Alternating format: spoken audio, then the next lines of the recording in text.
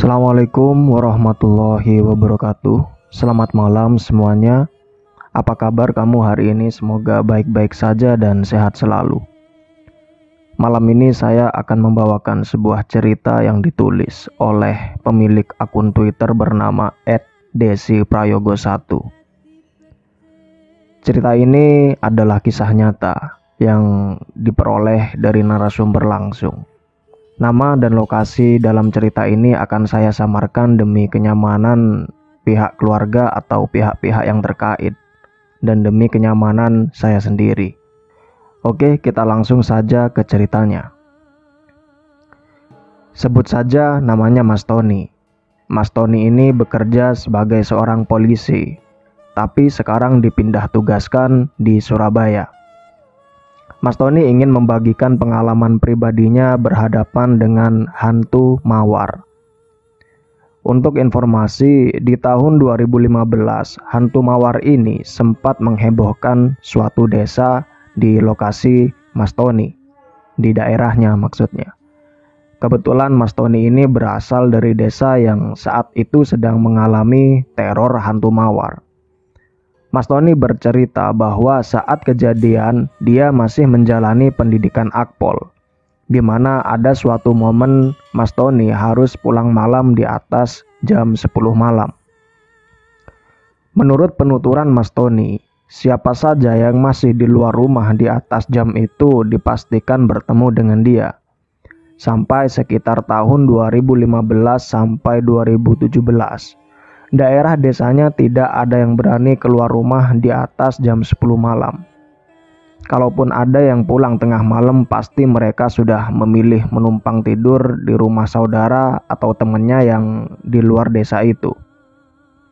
Karena menurut kesaksian orang yang benar-benar melakukan kontak dengan hantu itu mengatakan kalau hantu ini cukup barbar, di mana orang yang berpapasan dengannya akan digeret atau diseret langsung menuju suatu aliran sungai yang airnya mengalir menuju laut. Lalu orang itu dilempar ke dalam aliran itu untuk disuruh mencarikan kepalanya, yang konon katanya sampai saat ini belum ditemukan. Untung saja orang itu bisa berenang dan segera melarikan diri sejauh mungkin dari hantu mawar. Kalau pas orang yang nggak bisa renang gimana? Kan sama aja. Secara tidak langsung hantu ini bisa mencelakai bahkan menghilangkan nyawa orang. Sekarang kita kembali ke momen pengalaman pribadi narasumber dengan hantu tersebut. Saat itu Mas Tony menganggap remeh mitos tentang hantu mawar dan dia menganggap hal itu hanya sebagai bahan candaan saja. Tapi suatu ketika dia benar-benar sudah tidak bisa mengelak lagi karena dia sudah merasakan menjadi mangsanya. Saat itu sebelum Mas Tony pulang, ada salah seorang temannya memberikan tawaran untuk tidur saja di kamar asramanya karena ini juga sudah malam dan ditambah ada kabar horor yang sedang ramai jadi bahan pembicaraan warga. Tapi karena Mas Tony ini tipe orang yang keras, jadi dia tetap kekeh untuk pulang. Karena seragamnya juga sudah kotor dan waktunya ganti, sedangkan temannya juga nggak bisa ngapa-ngapain. Semua berjalan baik-baik saja sampai Mas Tony mulai masuk ke area desanya. Saat hendak masuk ke area desa Mas Tony ini, kita akan disambut dengan lapangan bola di sebelah kanan dan satu rumah kosong sebelah kirinya. Rumah inilah yang kemungkinan menjadi tempat lokasi kejadian hantu mawar itu. Rumah itu benar-benar seperti rumah horor sejak ditinggal sama penghuni terakhirnya. Mas Tony juga bilang, jujur saat di depan rumah itu bulu kuduk saya merinding. Belum lagi rumah ini sangat lebar sekali dan penerangan jalan masih minim waktu itu. Jadi saya cuma bisa berdoa agar selalu melindungi saya dari hantu itu. Semua baik-baik saja sampai saya hampir selesai melewati rumah itu. Jok motor belakang saya ada yang menaiki, padahal posisi motor tetap berjalan bahkan di kecepatan 80 km per jam.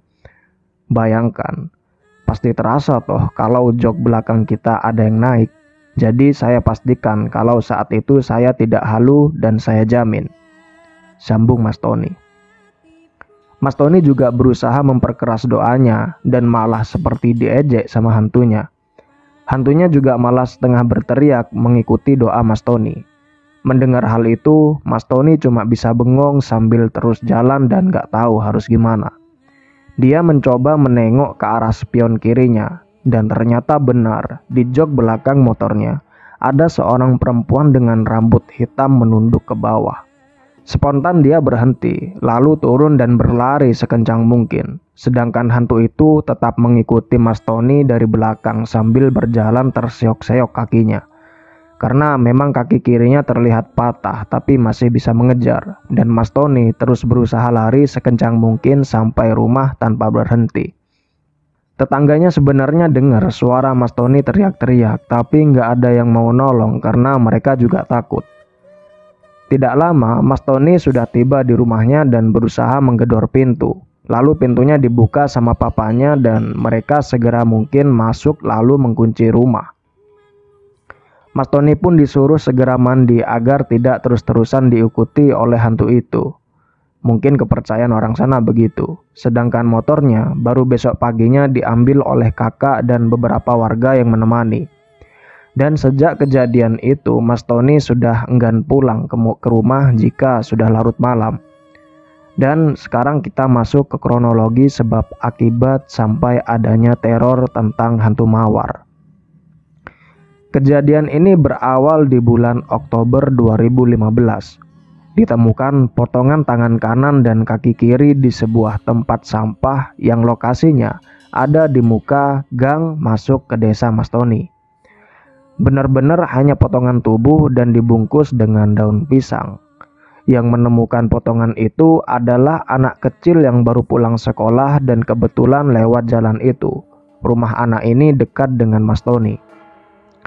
Anak kecil ini langsung lari dan lapor ke orang tuanya. Barulah orang tuanya mencoba menghubungi polisi tentang temuan anaknya. Tetangga yang mendengar itu langsung memberitahu yang lain dan mereka pun mulai bersama-sama menuju ke TKP. Karena lokasi kantor polisi tidak terlalu jauh, akhirnya polisi pun tiba. Polisi langsung mengamankan potongan tubuh itu sambil menyisir lokasi yang terdapat di sekitar TKP dan sebagian polisi yang lain memasang garis polisi. Lalu polisi menaruh curiga di rumah kosong yang tempatnya tidak terlalu jauh dari TKP. Karena salah satu polisi menemukan ada bekas darah yang sudah mengering berceceran di beberapa titik halaman tersebut. Karena polisi memiliki insting yang cukup kuat, mereka pun meminta izin kepada warga setempat untuk mendobrak pintu rumah itu. Karena warga juga penasaran, akhirnya mereka memberikan izin. Dan betapa kagetnya polisi melihat isi rumah itu yang sangat berantakan. Aromanya juga sangat tidak enak, dan polisi lebih kaget lagi saat menemukan sebuah badan yang tergeletak di atas sofa. Dan hanya sampai perut atas saja dengan tangan kiri yang masih menempel di badan itu. Badan ini milik seorang wanita yang diperkirakan berusia sekitar 25 sampai 30 tahun. Akhirnya, polisi menyimpulkan bahwa potongan yang ditemukan pertama kali adalah bagian dari badan ini. Lalu mereka membawa potongan itu ke rumah sakit untuk diotopsi. Dan sejak saat itu, lokasi itu menjadi angker. Setelah kejadian itu, warga setempat jika ingin masuk ke area desa lebih memilih melewati gang sebelahnya meski gang itu sedikit memutar jauh. Yang penting mereka selamat sampai ke rumah. Sekitar 1 minggu setelah penemuan tubuh yang pertama sebelumnya, bagian lain juga ditemukan. Ada seorang bapak-bapak yang ingin memanjat pohon kelapa menemukan potongan tubuh dari perut bagian bawah sampai kaki. Akan tetapi kakinya hanya ada satu bagian saja, yaitu bagian kanan. Potongan ini hampir tidak terlihat jika tidak didekati karena tertutupi semak-semak sekitar area pohon kelapa. Melihat hal itu, bapak ini langsung lari terbirit-birit sambil berteriak ketakutan sampai suaranya membuat kaget satu orang desa siang itu. Kebetulan hari itu hari Sabtu dan Mas Tony sedang libur sekolahnya. Setelah warga bertanya ada apa dan bapak itu menceritakan semuanya. Akhirnya salah satu aparat desa kembali menghubungi polisi dan polisi kembali melakukan investigasi. Akhirnya potongan itu dibawa ke rumah sakit untuk dicocokkan. Apakah potongan ini bagian dari potongan sebelum-sebelumnya atau bukan? Beberapa hari berikutnya polisi kembali datang ke desa itu, di mana polisi memberikan hasil visum yang diterimanya dari tim forensik. Lalu polisi bilang bahwa potongan itu sebenarnya berasal dari satu tubuh. Sedangkan beberapa polisi mulai mengumpulkan informasi dari beberapa warga sekitar mengenai rumah kosong itu dan penghuninya.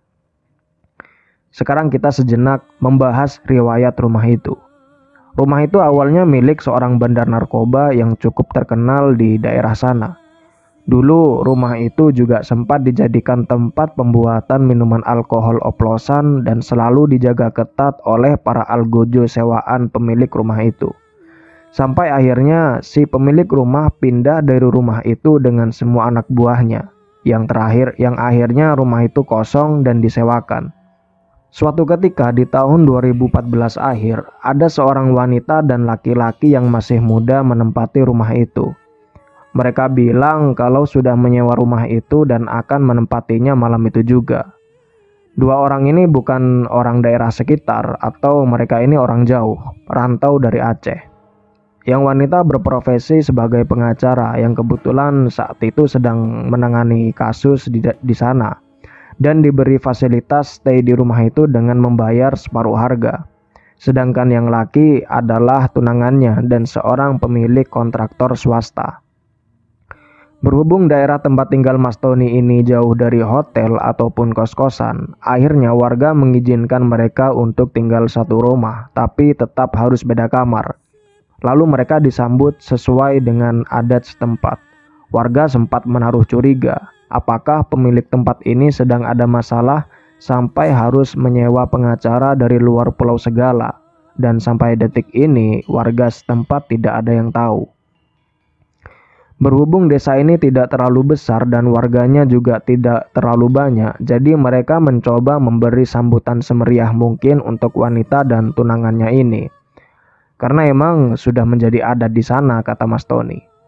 Warga mengenal wanita ini dengan nama Kak Mawar dan tunangannya bernama Bang Weru. Mas Tony dan warga tidak tahu nama panjangnya karena mereka berkenalannya begitu. Mereka hanya memperkenalkan diri dengan nama panggilan. Saat itu, mereka belum sempat menyerahkan identitas mereka untuk dicatat sama aparat setempat sebagai tamu pendatang di desa itu. Karena besok harinya mereka terlihat pergi dengan mobil jemputan yang cukup mewah. Dan sejak saat itu, warga sudah tidak melihat lagi mereka ada di daerah desa itu. Pikiran warga mungkin mereka diberi fasilitas yang lebih layak di kota karena Kak Mawar dan Bang Weru ini jatuhnya seperti orang penting. Tapi terlihat mereka pergi tanpa membawa koper ataupun apapun yang mereka bawa ke sini, jadi warga mulai curiga. Mereka juga tidak pernah terlihat kembali walau hanya sekedar mengambil barang bawaan mereka yang tertinggal dan bahkan lampu depan rumah itu masih menyala setelah ditinggal oleh mereka. Sampai ditemukannya potongan tubuh itu, warga masih belum tahu kabar tentang mereka. Singkat cerita, polisi sudah mengantongi identitas korban pemilik potongan tubuh itu.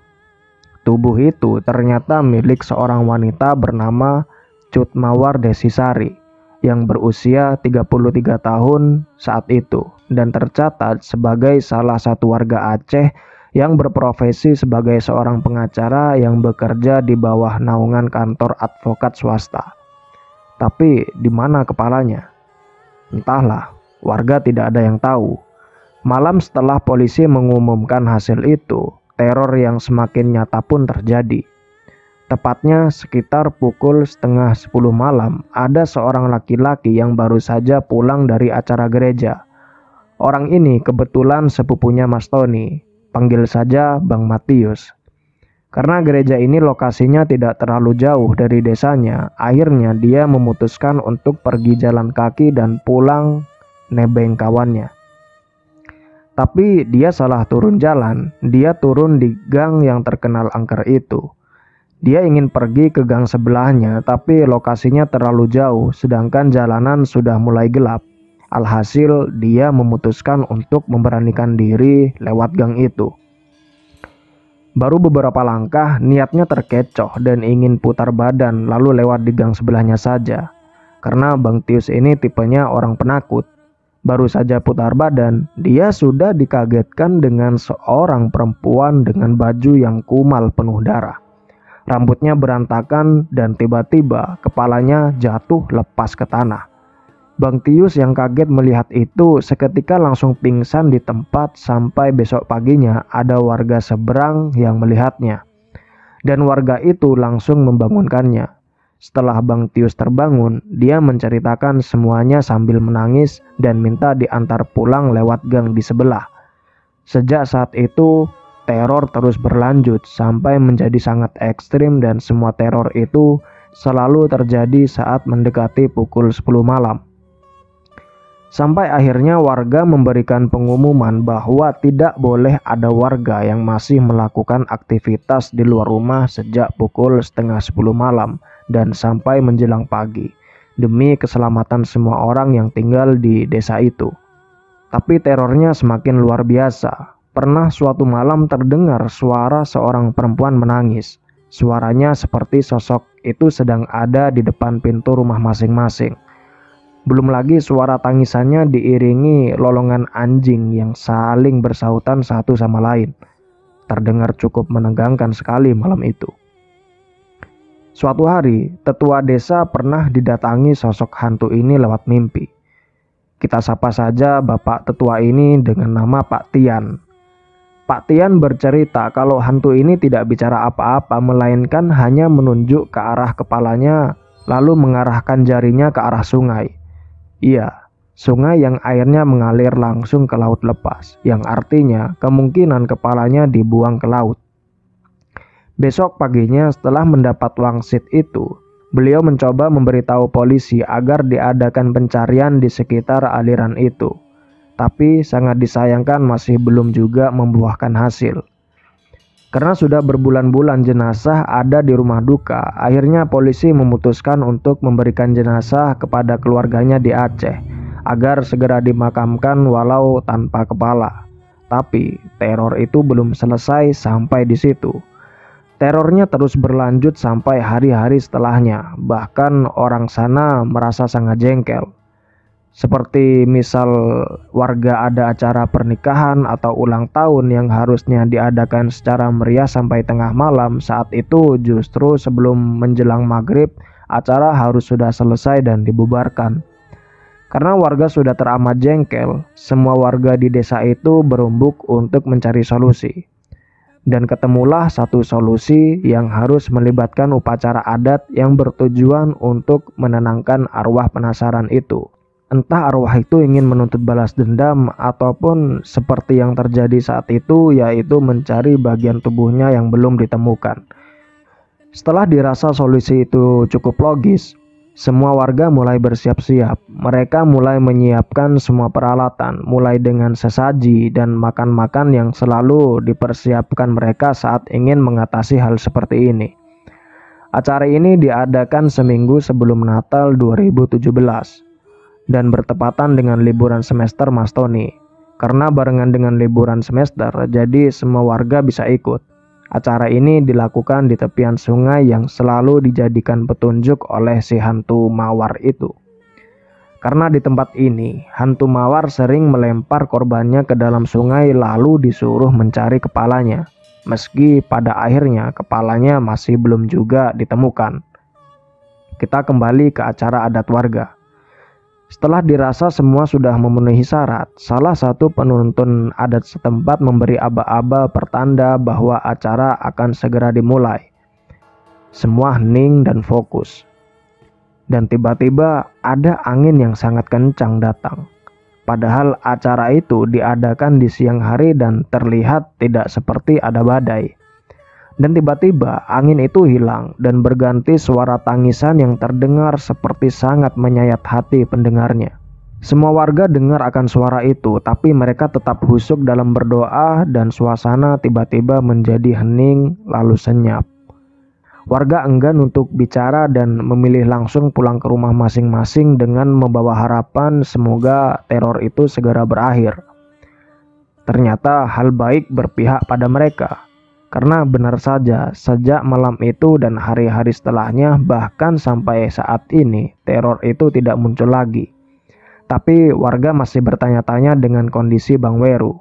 Mereka berharap agar Bang Weru tetap dalam kondisi baik-baik saja meski warga tahu jika kemungkinannya sangat tipis mengingat kondisi sang wanitanya saja sudah seperti itu.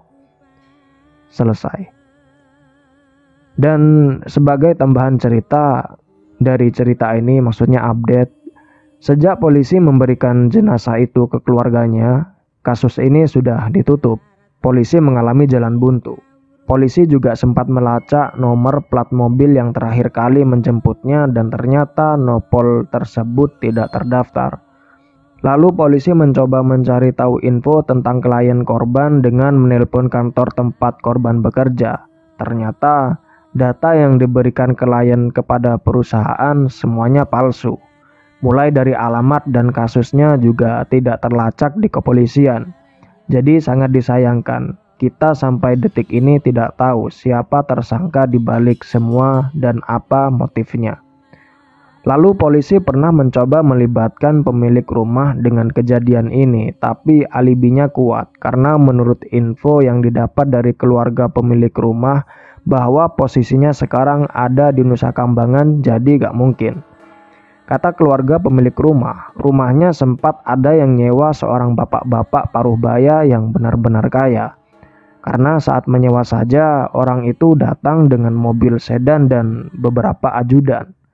Tapi orang itu tidak mau menyebutkan identitasnya dan malah melebihi uang sewanya. Dia hanya bilang rumah itu nanti akan ditempati rekan bisnisnya. Dan kasus ini benar-benar lenyap gitu aja dan kepala korban juga masih belum ditemukan. Dan kita berdoa saja dan berharap agar korban tenang di alam sana dan diberikan terang jalannya. Begitu juga untuk kondisi Bang Weru agar segera mendapat kepastian.